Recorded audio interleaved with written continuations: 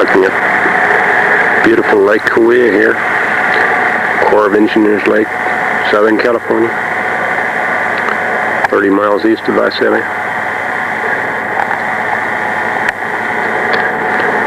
We are at office headquarters here.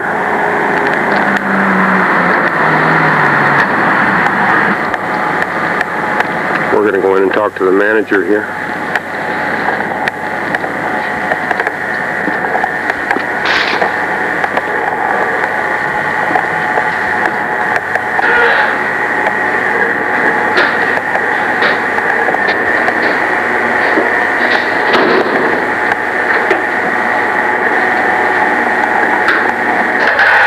This is the manager here, Earl Kaufman the first. We're going to talk to her in just a minute. Yes, I am Earl Kaufman the first. I am the manager here at Lake Kauai, and we're currently doing some progressive work. Going to be setting up a guided tour, and we'd like for Mr. Keith Willis, one of the rangers here, to come in and give you the details about that.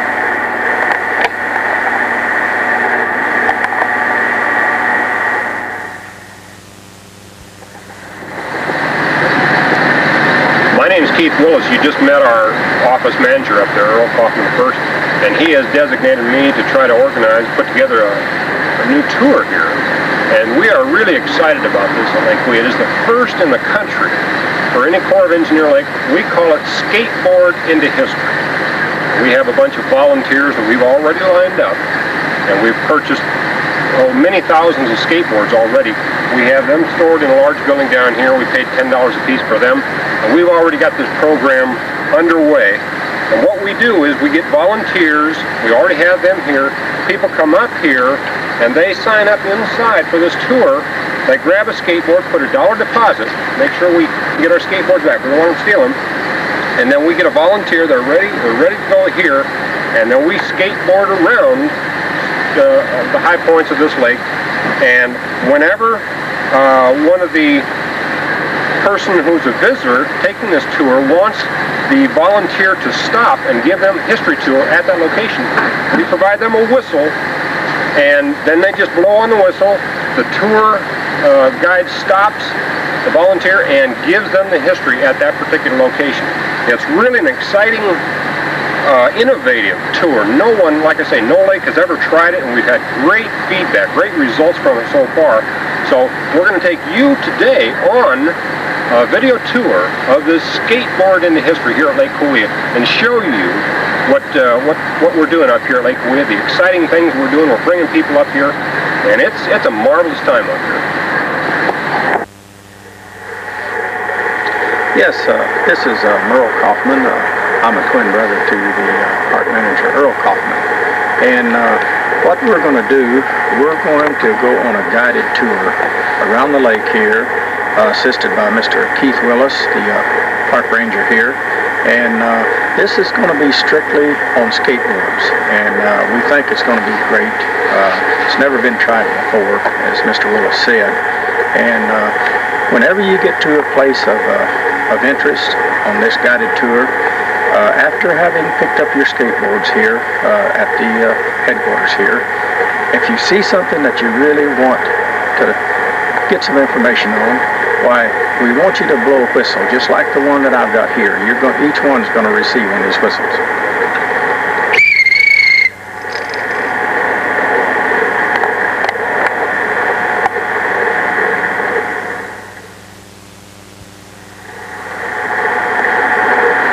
All right, we're getting ready to take off on this guided tour, and everybody get your skateboard set, and we're going to have the time of your lives. I'll tell you, this is going to be something really unique and unusual. So everybody, let's take off. We're ready to go. Let's go.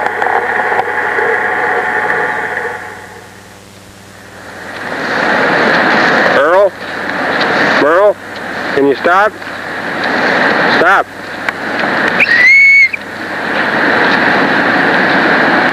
What a beautiful spot here, Earl. Where is this location? This location... And is there any history to this location right here? Yes, there is. We are at this point below the main dam. It's a beautiful spot here. you listen closely, you can hear the water running over the waterfalls here. And there's some very interesting tales that was told about this place, and I tend to believe these tales. The most unique one is that there was a man that lived down here. Of course, this was way back there before the dam was ever placed here for flood control purposes. And there was a man that lived down here. He was quite a unique man. He was big. I'm not only talking about tall. This man, like 2 inches, being 8 feet tall. He had long hair, and he had a beard, and the man weighed 474 pounds. Most people was afraid of him, but once they got to know him, he was just as gentle as he could be. Well, they had a name that they tagged on him because of something else unique about him. This man had a total of 12 toes on his left foot, and on his right foot he had 16 toes. He had a total of 19 fingers, totaling on both hands. They nicknamed him Mini Toes because he had so many toes. And people came from miles around to see this man. He was not only interesting to look at, never seen nothing like him, but he could also entertain you with stories about the Old West. He tells about running with one outlaw by the name of Jesse James, and most of us know about Jesse James from our history books. He also ran with a left-handed gunman that was supposed to have been faster than White Earp.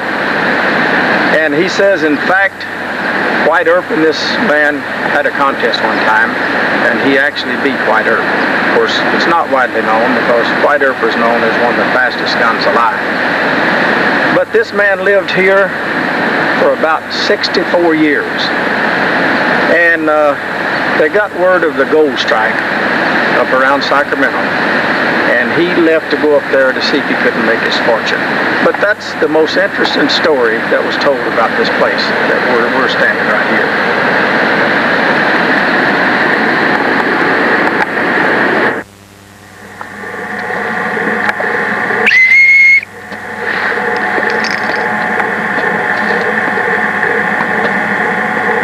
This is the tower out here at Lake Cahuilla. Really nice, lovely spot. Earl, tell us about the history at this particular location. Do you know of any history here at this spot? Yes, I do. This is what is known as the tower.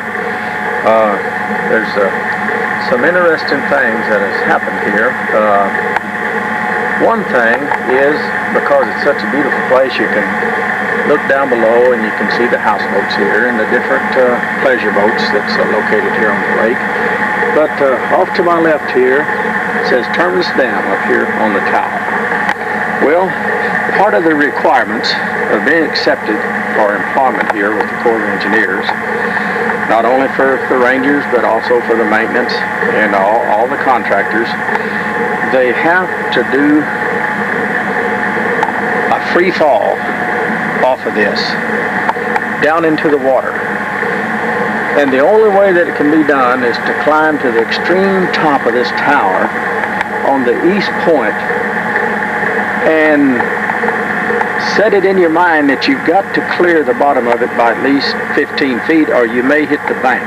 Well, this puts fear in some of the people, but because it is such a good place to work, they do not want this to stop them from being employed up here.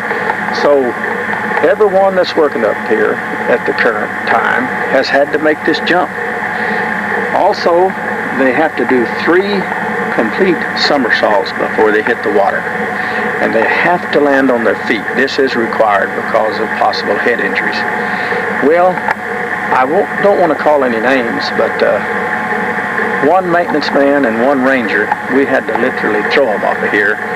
We wanted them to work up here. We knew they were scared. we told them, well, we're just going to climb up next to you. We didn't let them know we was going to throw them off. And they completely froze. And we knew that if they got the job, they was going to have to go off. So one of us got on each side. And we grabbed a hold of them and we threw them off. Needless to say, it scared them. They had to go into rehab after this for about a month. But after they recovered, I tell you, they was brave as anything. Nothing would scare them. And besides, once they cleared the dam, they said later that it was great.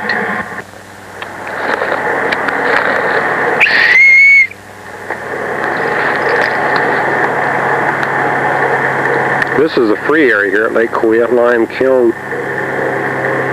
The Corps of Engineers is environmentally minded. We're trying to bring this area here back to nature. It used to be inhabited by visitors and campers and such, but the Corps of Engineers believes that this spot here would be better left to nature, so we've cleared out the people and we're going to let nature take over. Merle, what's your name again? Is it Merle or Earl? I'm Merle. I'm the twin brother to Earl Kaufman, the park manager. Yeah, excuse me, I keep calling you Earl sometimes. Is there any history here that's of interest to us that you can think of? Yes, there is. For one thing, back in the 1860s, in fact, this happened in the year 1863, they had a hard time of rounding up enough horses to do the cattle work here. Well, there was somebody in the Far East got that idea that they would fill this gap of not having enough horses by bringing in some camels. Well, they brought in a boatload of camels. They landed in San Francisco. They had to bring them down here by way of wagon train. The doggone camels wanted to ride in the wagons. They're good on the desert, but don't ever try to force them to walk on, just regular ground. They had to take the canvas tops off the wagons, take the metal hoops off, and they had to load each camel on a wagon and just sort of pacify him, feed him carrots. They really had to work with them to get them down into this part of the country. Well, they realized the cost was running high, but they knew they didn't have enough horses and mules to do the jobs that had to be done around here. Well, they thought, we'll go ahead and just stand the cost factor and just disregard it because we're going to make the money back with them. But what they didn't realize, that these camels was raised in sand. They got them down in these mountainous areas here, and they couldn't get no work out of them at all. In fact, they just more or less went on a strike. Well, they wound up losing a lot of money. They had to put the camels out to pasture. They had to feed them. They wasn't allowed to kill them because it would have been cruelty to animals. But the kids got a kick out of it. I'll tell you, the kids comes from miles around. Their parents brought them. They found out these camels love for kids to ride on their back. And so this is called Camel No, because of this incident that happened with the camels.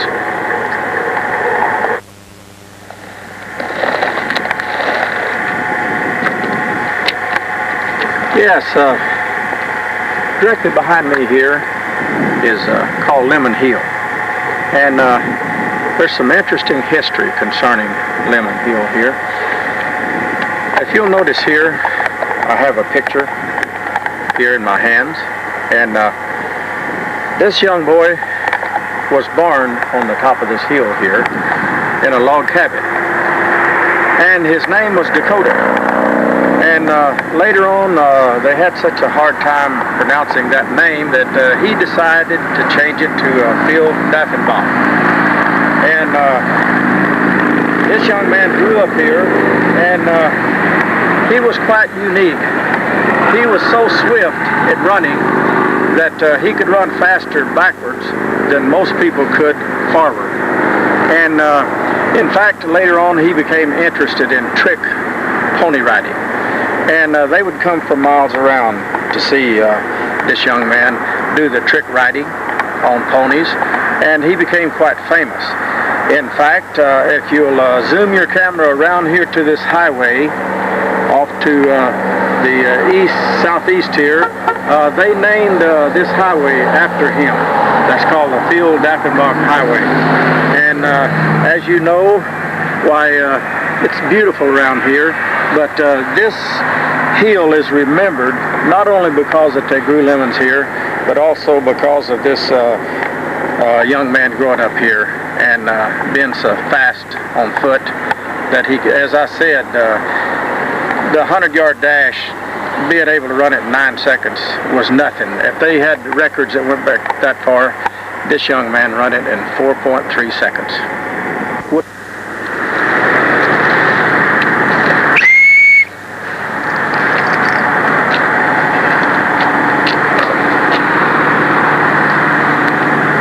This is the Kauai recreation area where we're at right now at Lake Kauai. It's a nice, pretty area. Lots of picnic sites, as you can see. Earl, I'm going to test your historical knowledge here. I understand you are a history expert. Yes. And geography as well. For example, where that garbage can is at right now, can you tell us any particular important historical event or anything important in history that happened in the past where that garbage can is sitting right now? This might be too tough for you, I don't know. Well, this one particular spot here, what is unique about this spot here, of many spots that you could pick around here, that you can go back as far back as you want to go back, and there's absolutely nothing happened here. I mean nothing. Nothing except just a garbage can sitting there now. If there was anything happen, it was beyond my ability to tell. But that's what is unique about it, because you know, we think many times, well, something's interesting because something happened there. But let's just turn it around and look at the other side of the coin. It can be interesting because here's one spot, pick it out of the whole world, and there is absolutely nothing that has happened here. So in a way, that can be interesting too. So just think about that. Try it on, see what you think about it. It's a train of thought.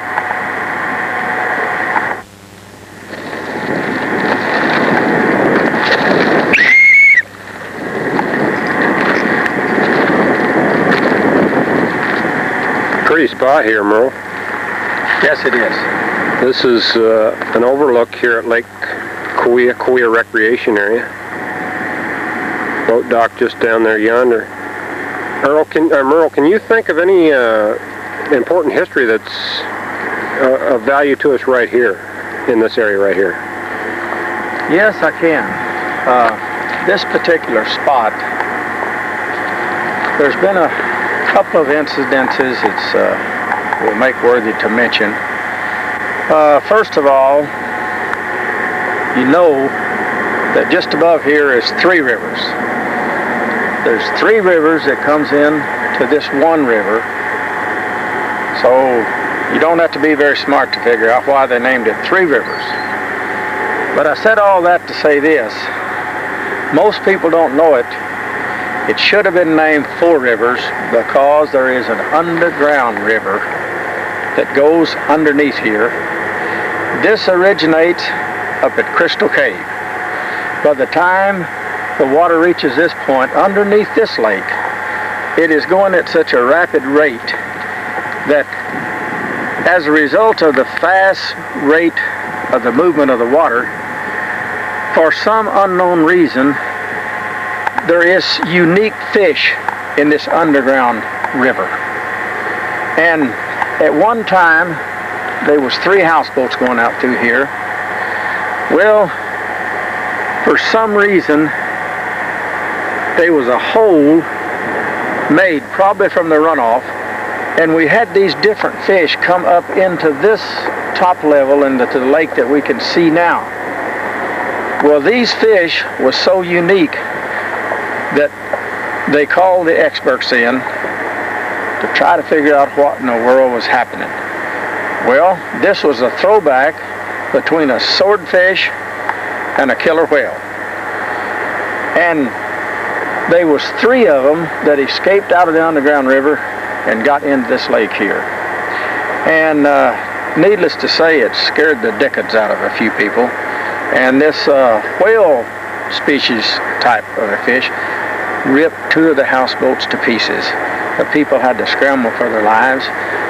The other boat was damaged moderately, but they went back to the marina and they reported this, but it is so unusual. In fact, it probably goes back to prehistoric times. They have decided to cover this up. I and a few more people is the only ones that know about this, but I feel like the cover should be jerked off. Let's expose this thing. Let's go down and open this river up and get these unique fish out of here. And if it is something that we don't need to know, well, we'll just try to, by mass coverage of the media, we'll try to make them believe that it was just all make-believe and that it really didn't happen.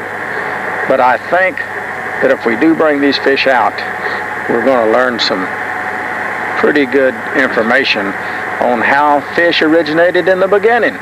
That's just one of the things that happened up here.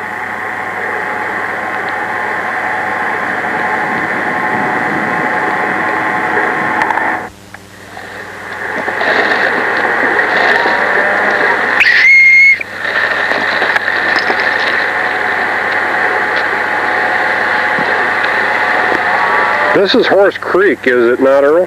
Yeah. Or Merle, I mean? Horse Creek, that's right. Is there any history that's, this is a nice, pretty view. How about history in this area? Can you tell us? Well, yes, there is some interesting history connected with Horse Creek here. The reason why that it was named Horse Creek is because that at one time this place was covered with horses. The reason why that there were so many horses here, there was, according to past history, a flying horse that was located in this area. That's where the oil company that is called Flying A, this is where it originated right here, from this so-called flying horse. And there was more than one person seen it. Well, it was so interesting that it caused other horses to want to come to this area in order to see a flying horse. Well, this was between the years 1926 to 1924. They said this horse used to come in from the east here, fly down through Horse Creek here, and he had a sort of a unique sense of humor. They said he would do all kinds of acrobatic stunts in the air. And you've heard of buffalo wings. See the chicken commercial over TV, and they show buffaloes flying up in the air. Well, I'll tell you, this probably originated from this flying horse, that commercial that we see about the flying buffaloes. Well, one summer, he just didn't come back. And people don't know what happened to him, although there was a rumor that in Europe, in a certain circus, that they had a flying horse, but they held him captive. They had a 200-foot rope on him. They would let him go 200 feet high. They knew that he would fly away and go back to California if he ever got loose. So, rumor is that he probably stayed with that circus. And we don't really know, the end of it. But who knows? There may be another one show up anytime. And as a result of this, that's why this is called Horse Creek. Because the horses used to come from all over to try to get sight of this flying horse.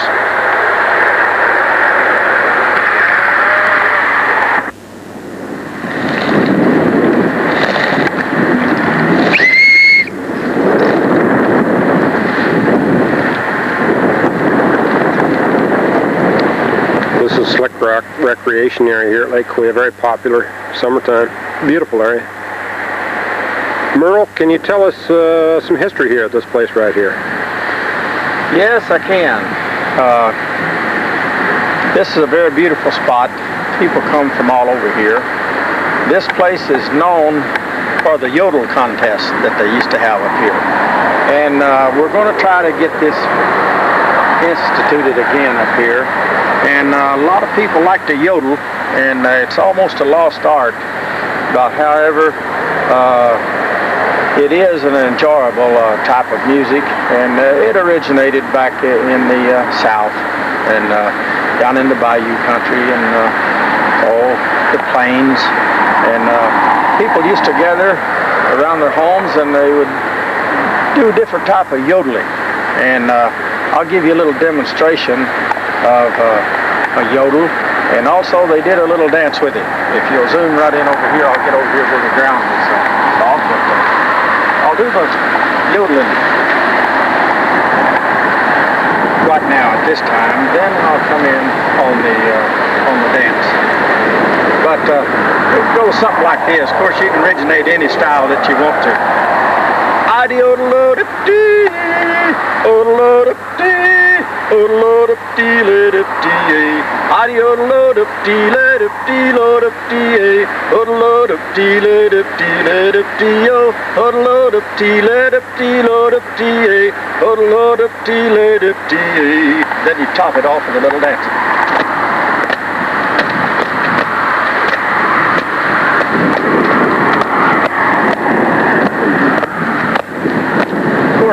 You originally had fiddle music to go along with that, but they used to do that in here. We're going to get that started back. I think it will add to the attraction up here, and I'll tell you, it gets your blood circulating, gets your adrenaline flowing. I already feel better after doing that little jig right there, and it's just good for what ails you, and people enjoy it. And we're going to try to get the core maybe every morning when we gather up there to have coffee. We're going to try to get each one of them to give us a little yodel, and maybe a stomp dance or two. But that's what used to happen around here, and we want to get it started again.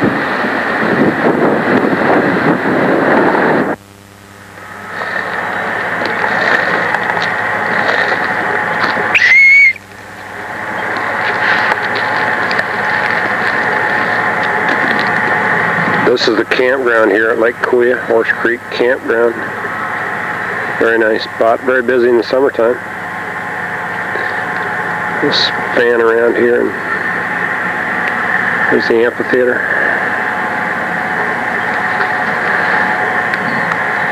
80 sites for visitors to tent, camp. Earl? Yes. What about history here at the Horse Creek Campground? Any important, interesting history in this area? Yes, there is some quite interesting events that has taken place here back over the years.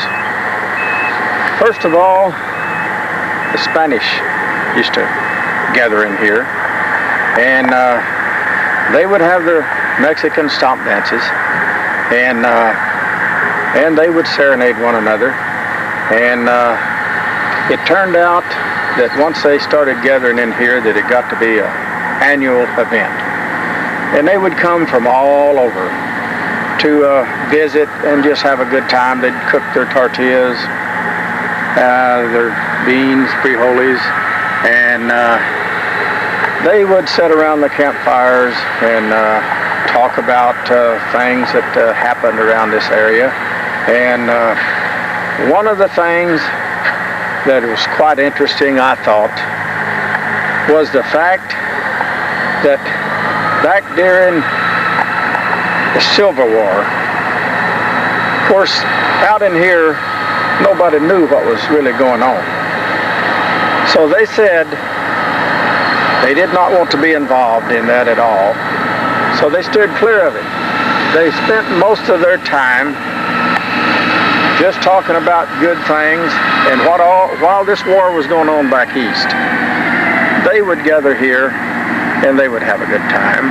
They would sing songs, they would do their Mexican stomp dance, and if I may, I'll give you a little demonstration of, first of all, I'll sing one of the songs that they used to sing. Aranda Rancho Grande, Aranda Rodovia, dalla di Medicina, dalla di Medicina, de voglio sei Castellandi, de voglio sei Castellandi, Aranda Rancho Grande, Aranda Rodovia, dalla di Medicina, dalla di Medicina, de voglio sei Castellandi, de voglio sei Castellandi. Now for the step dance.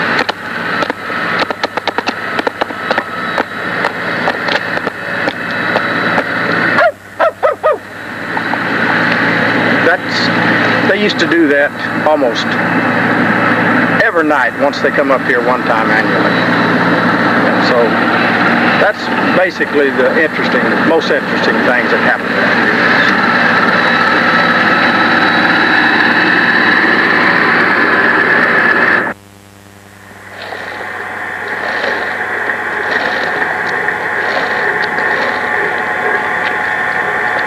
Well, ladies and gentlemen, that includes the tour, and we'd like to thank you from the depths of our heart. We appreciate you, and we had a great time on this tour, and this was something different. We thought we'd try it on skateboards and see how it worked out, and I liked it real well, and I've enjoyed being your guide. And by the way, I do give skateboard lessons. If you'll notice how adept I was on that skateboard. And just, you can get in touch with me through the Corps here if you'd like to get in touch with me. Again, we'd like to say thank you very much, ladies and gentlemen.